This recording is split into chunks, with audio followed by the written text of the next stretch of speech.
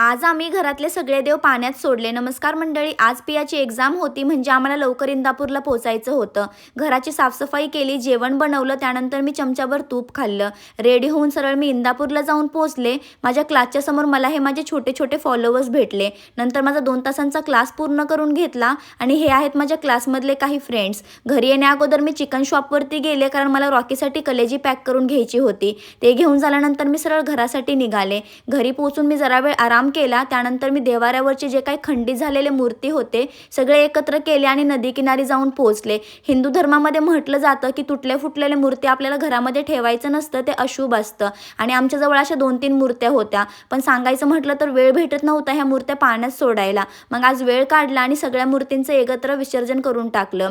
घरी माघारी येत होतो त्यावेळेस आम्ही वड्यामध्ये थांबलो. वड्यात हे एक जांभळीचं झाड आहे आणि याची जांभळं भरपूर गोड आहेत. हाताला येणारी सगळी जांभळं मी काढली, पण पिया काही झाडावरती जाऊन चढली. जांभळ वगैरे खाऊन झाल्यानंतर आम्ही घरासाठी आलो. Thanks for watching.